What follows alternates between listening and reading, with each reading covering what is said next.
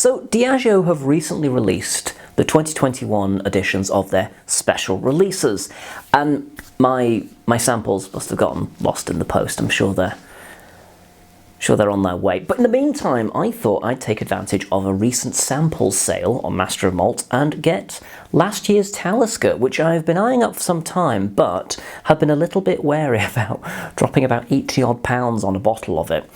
But there are many things about this that intrigue me, not least the finish, which is quite exciting.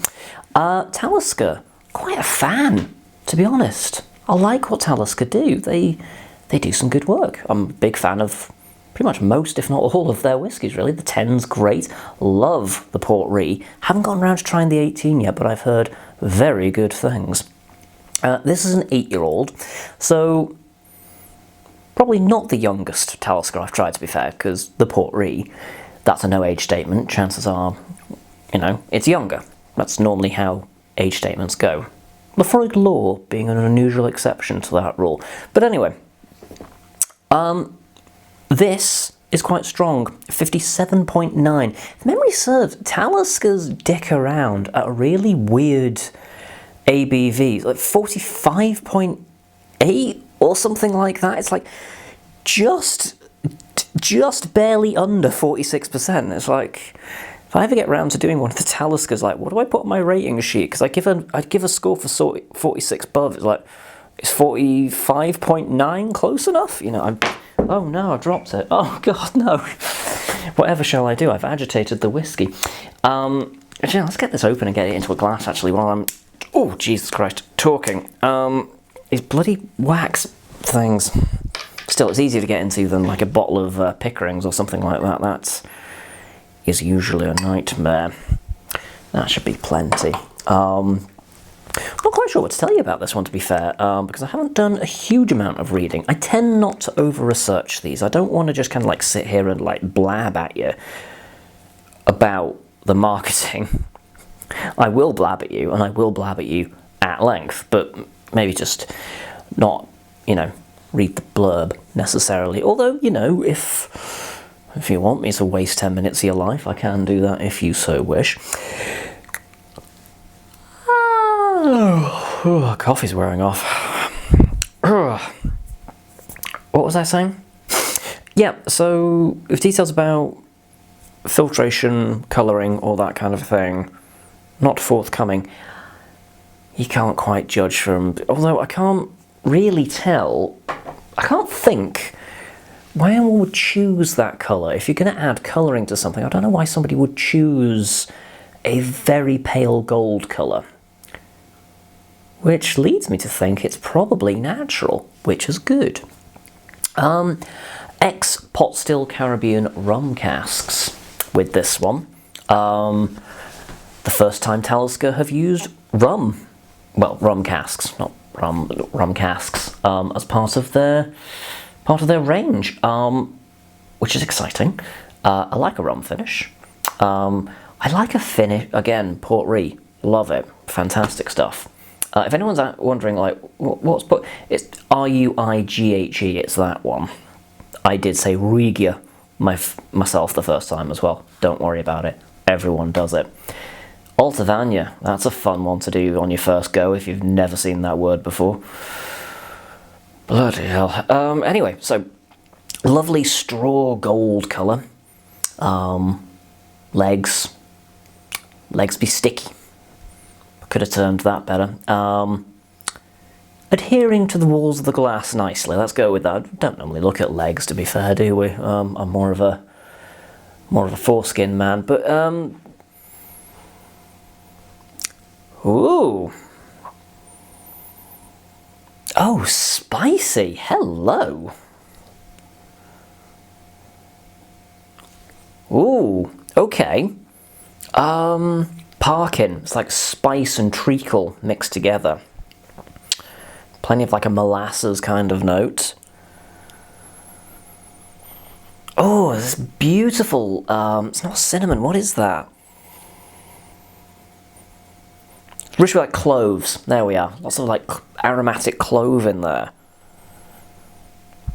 There's a fair bit of brine and peat. It's a really enticing nose.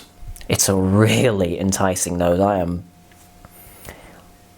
wasn't quite sure what I was expecting with this, but it's safe to say so far I'm now excited to try this. Oh, it's lovely. Like elements like golden syrup in there as well. It smells rich. Like beautifully spiced and rich is how it smells.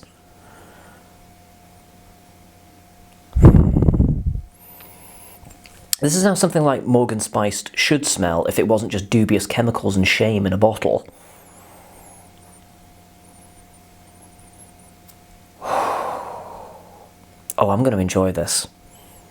I can tell already I'm going to be giddy about this one. I'm done talking now because I want to drink this. So I'm going to do that.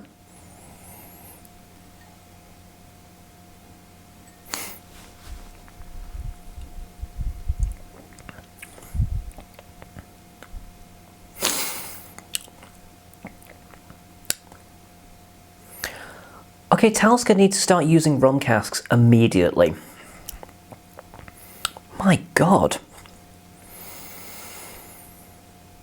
It's like oodles of crystallized ginger all the way through. I'm still getting kind of like the lovely fiery notes of ginger as I'm speaking. It's clinging to the back of my throat. Mine's out the gutter. Actually, keep them in the gutter, that's where I like them.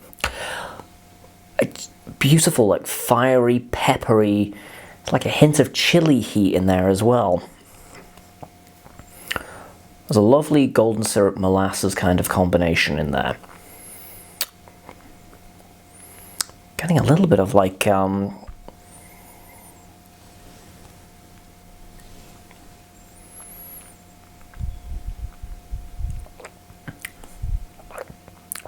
oh, that ginger's, just the ginger notes all the way through it. It's beautiful. And it presents a lovely heat to it as well. There is an element of peat to it, but it melds so beautifully with the kind of fiery punch of the ginger.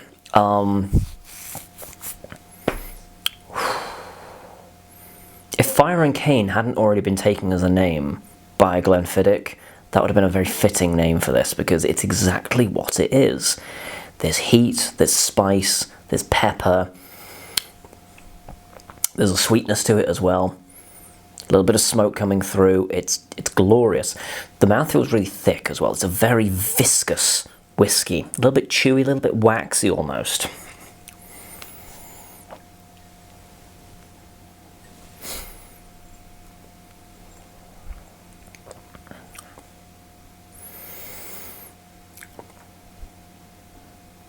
Yeah, that's a darling right there. That is absolutely delightful. But she be strong, so we're going to pop a touch of water in there. Maybe over egg that a little bit actually, but we shall see. I'm not seeing much of a louche, but we shall. Oh, okay. The coastal briny notes have come out a lot more strong now that I've added the water. The sweeter notes have gone away a little bit. The peat has turned into more of a, again, more of kind of like a coastal salinity kind of a thing. There is still a touch of peat there. It's more kind of like sort of tar. If you have like a tarred rope by like, I don't know, the sea, I guess? It's that. There's something a little petrochemical about it.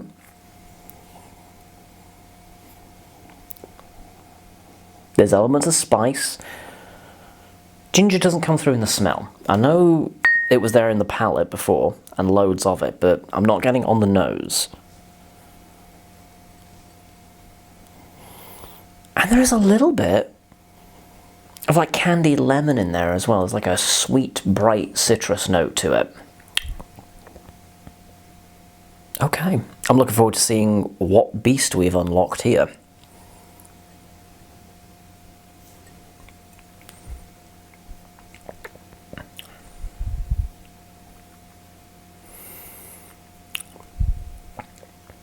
The ginger has calmed down, and in its place we've got golden syrup, a hint of corn, and there is a... Oh, I had the name for it and then it slipped out my mind. Cocoa, there we go, like a Bourneville cocoa. That was what I was stumbling towards. It's got like the rich, slightly fruity, kind of dark, dense, bitter chocolate to it.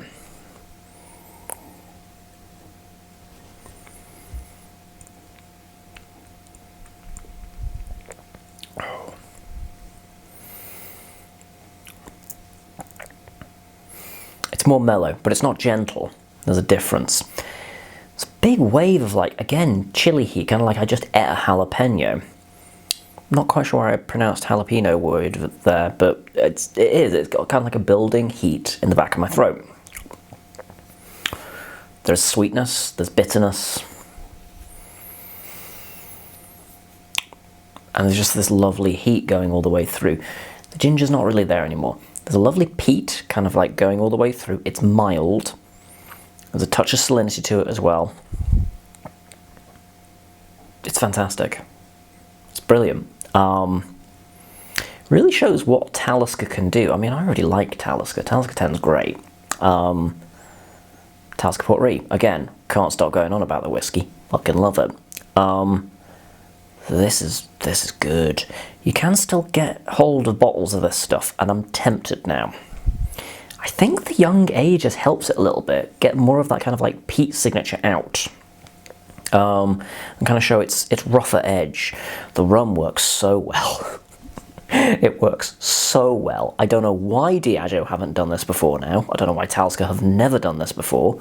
Or if they have, maybe just people don't realise they've done it. I don't know. I'm going to trust their word in saying that they've not done it before, because I've no reason to doubt them. Maybe that's a little too innocent of me. I don't know. But why they've never done that before? I couldn't tell you, because it works so fucking well. So well. That's fantastic. You should consider getting your hands on some of this, or at the very least, if you're in a bar and they have it, have a nip of it. It will reward you. And we'll leave it there. Comment down below, what do you think of Talisker? What do you think of rum finishes? Have you tried any of the 2020, the 2019, any of the special releases from Diageo? What were your favourites? What did you not like too much? Do you think they're getting a bit too expensive? Plenty to be getting on with down in the comments section. Thumb this video if you enjoyed it.